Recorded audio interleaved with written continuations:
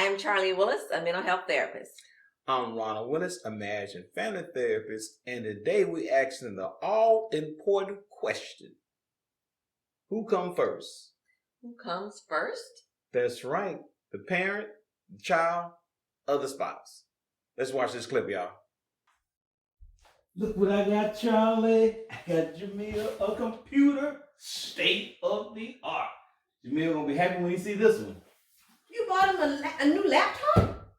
Yeah, what's wrong with that? Why would you do that? Because his computer is broken. What do you mean, why would I do that? Ronald, I told you last month we talked about it. I needed a new laptop for work. I don't remember that conversation. I can't believe... Why would you do that? Because he's my son. But I'm your wife. My son come first. You come second. Really?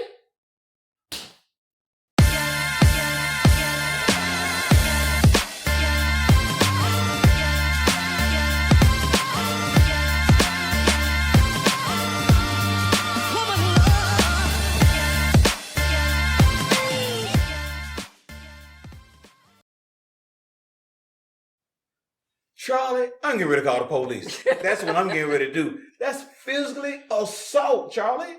Physical assault? Yeah, that's what. Yeah. So we're not advocating violence. No, Charlie slapped me. How could you slap me, Charlie? Impulse control. Impulse, man. I'm calling 911. Is that right, 911? Or is it 911? It doesn't matter. So definitely got explosive in this clip. Man, is it that bad for you? I think it was a build-up. How you gonna slap a brother, man? It was a build-up. Oh, man, let me see. What is really going on, y'all? All right, let's talk about what really is going on. I just talked about what's really going on. The slap. Why the slap? Not advocating violence, but why did the slap occur? Because it does happen sometimes in relationships. That is true.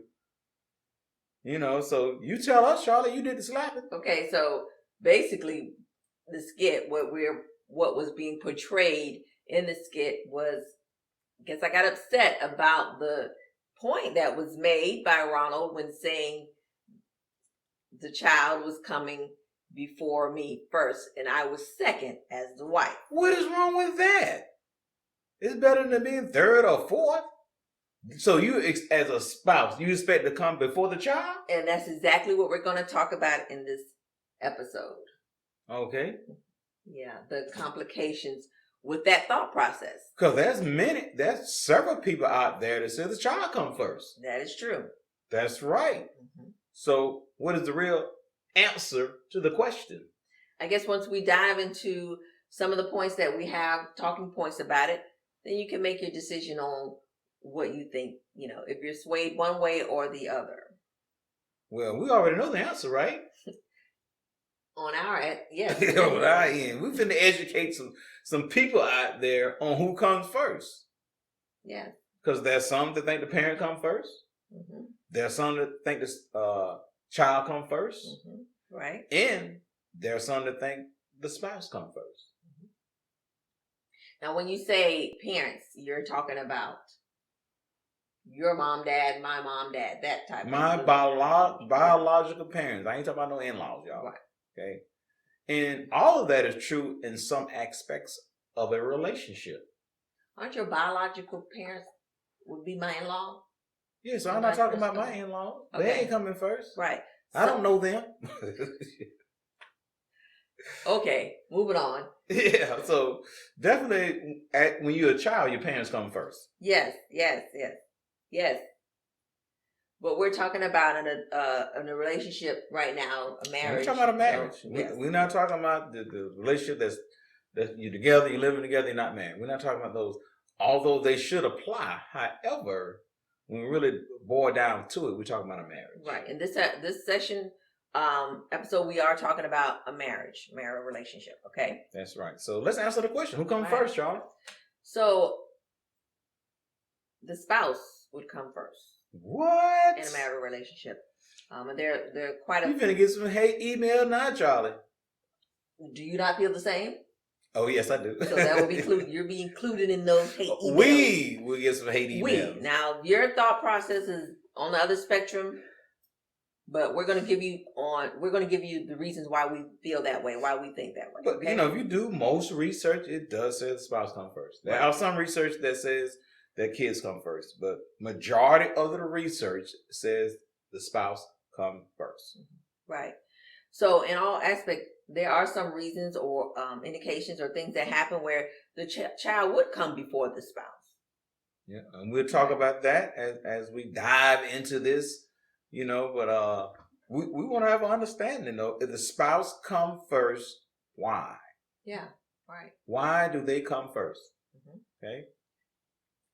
All right, so let's go ahead and get started.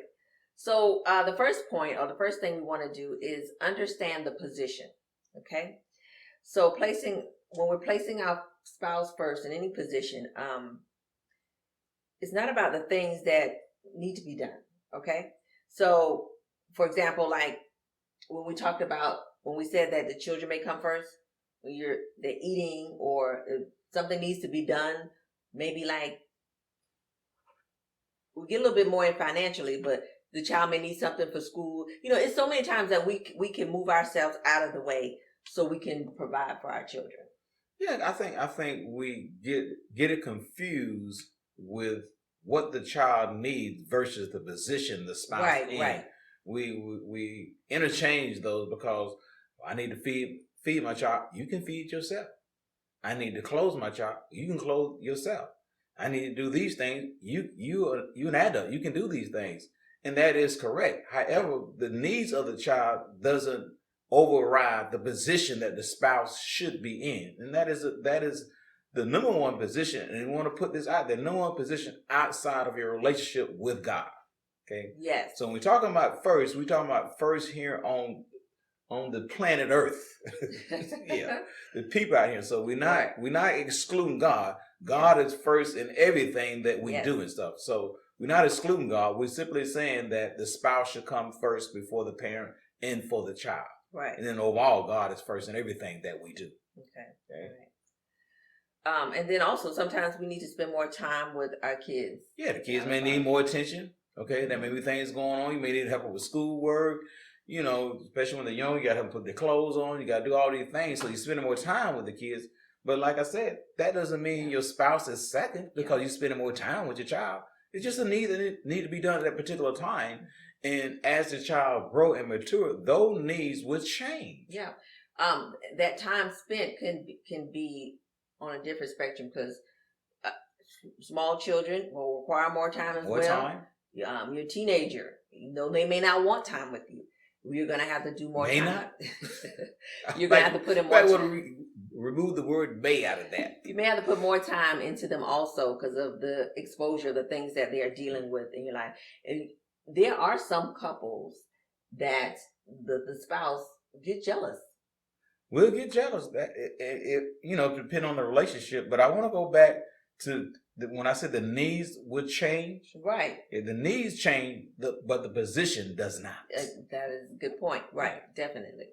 So catering to the needs at the time what's needed. That's right. Because, if you started spending more time with the child and stuff, spouse may get jealous and stuff. But, you got to look at, these are things that are required to, to raise your child to be healthy, mentally, emotionally, spiritually, and physically. So, right.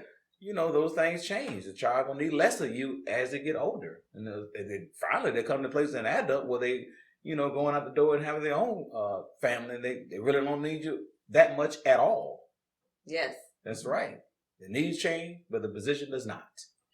Okay. All right. So let's talk about number 2. What about our vows? What about what we did when we decided to get married? The things that we said, when we came before God and united as one.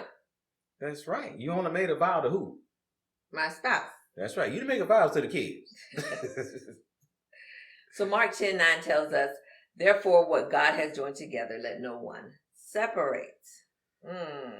That's right. And if you're not careful, the kids can cause separation in your relationship. Yep. Especially when we talk about a blended family. Yes, and we'll talk more about that towards the end. but definitely you have to be wise to that. Right. So God is saying nothing, your kids, your parents, anything else, nothing should separate you two. And you should have a relationship in such a way that understands that and you don't allow the separation to occur.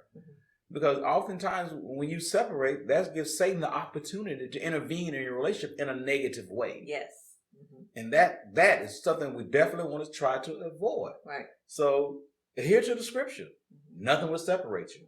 And as we get married and we grow older and your children age and they get to the age of what they think of maturation and you get to 18 or older, move out or whatever, who are you left with?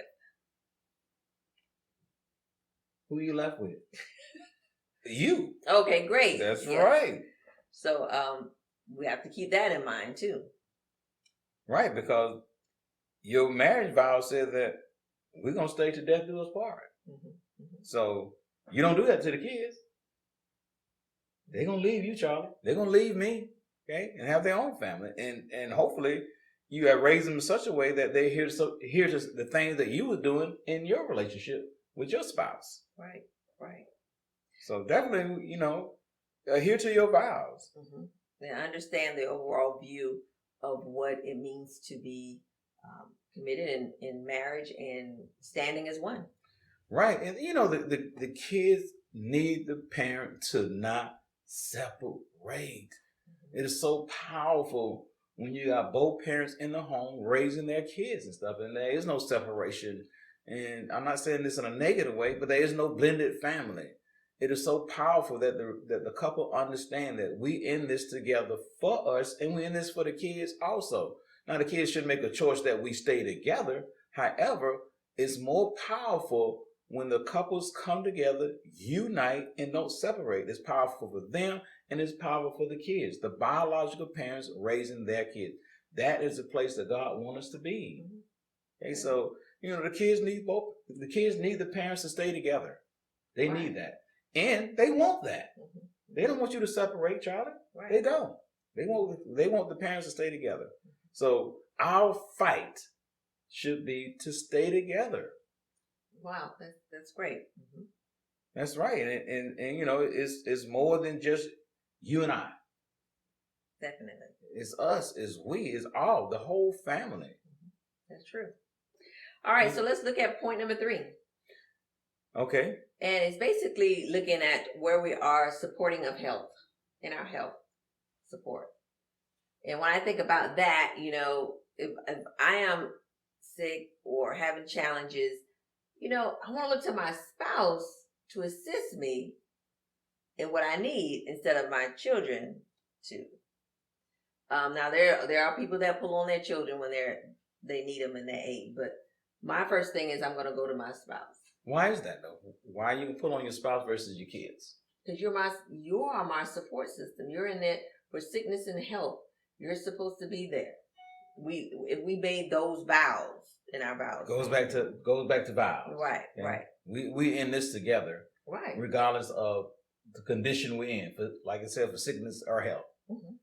And again, that's the commitment we made toward each other. And we should not expect our child to be there for the sickness and health because they're not equipped for the most part. Right. What age are they? A 3-year-old, 5-year-old, 10-year-old? They're not equipped to do that for you. Or teenagers. Or a teenager. They're not equipped. They're not equipped to do that. Now, of course, when they become a teenager, they have some aspects of doing that. Okay, and we push into that situation according to the circumstances. However, that's not their job. That's not their role. Right. Their role is not to provide for you for sickness and health. That's your spouse's role, and allow your spouse to do their role.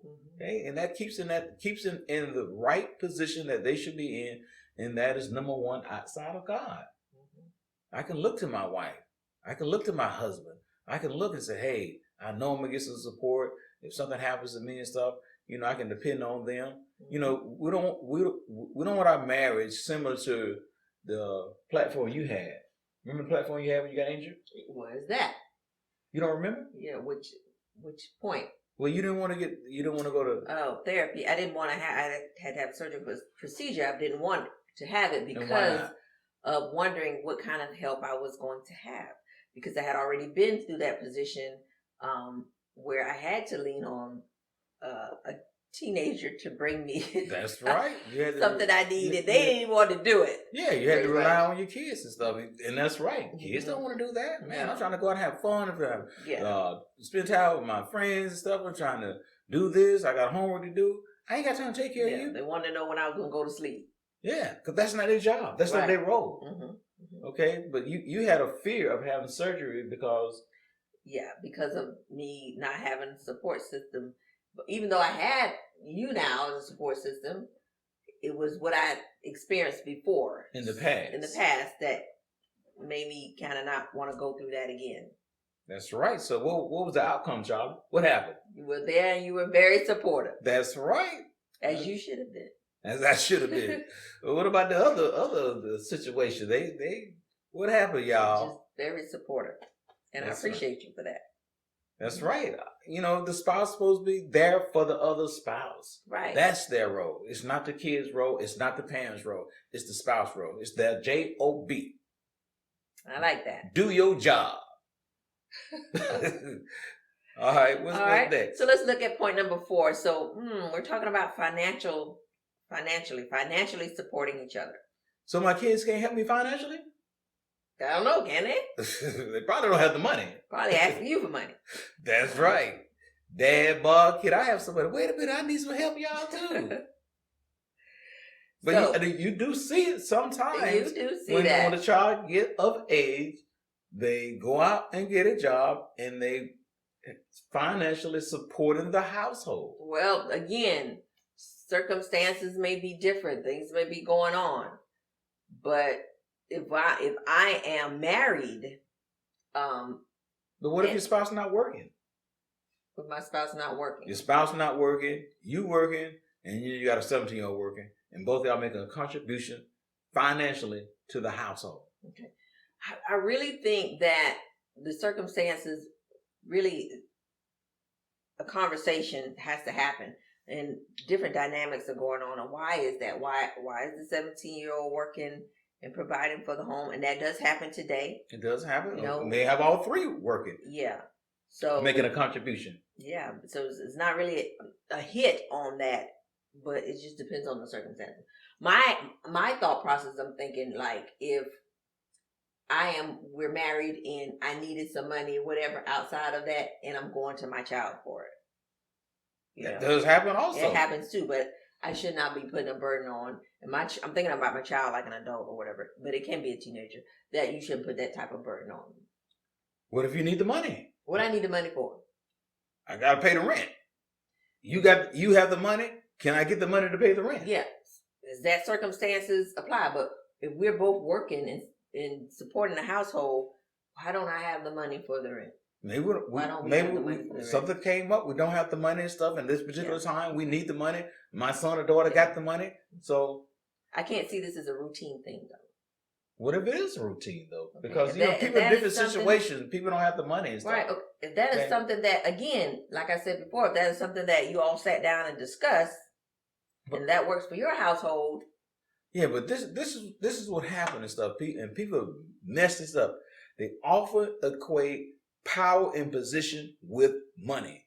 If I'm making the money, if I'm doing these things in the household, that means that my position has changed to where now I'm part of the household as head of the household. I am so sorry.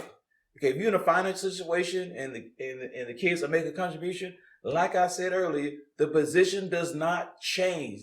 That don't give them the power. The power still belongs to the man and woman coming together, united as one to make this thing work. And sometimes you got to do what you got to do.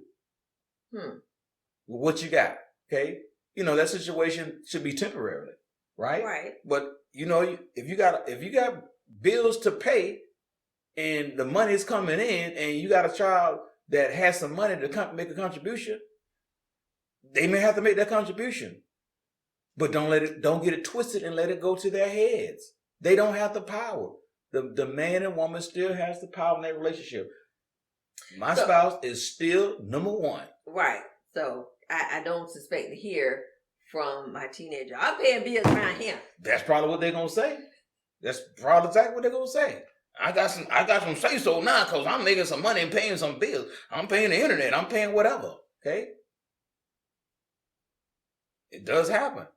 Okay. But that's why it's so important that you try to make sure you're not in that situation. But if you're in that situation, you got to put things in perspective. Okay. And keep the position where it should be at.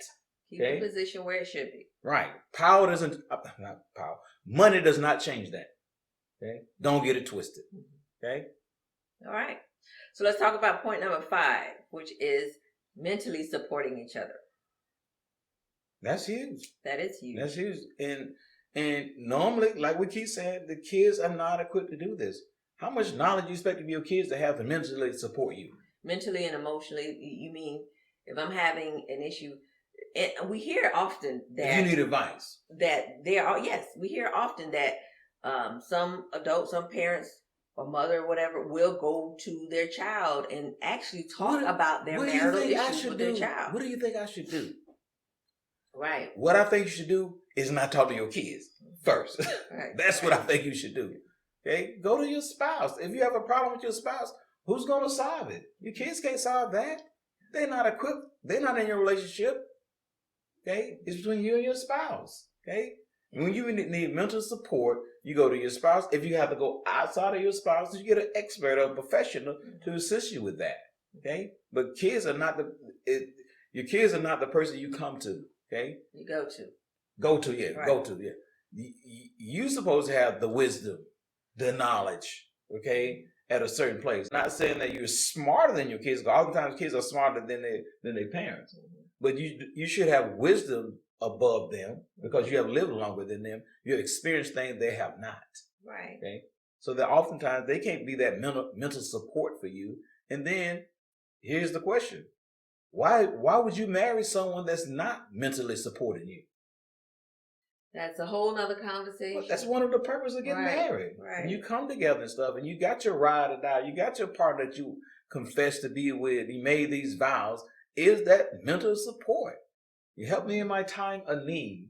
Maybe I may be discouraged. Maybe I may be depressed or whatever may be going on.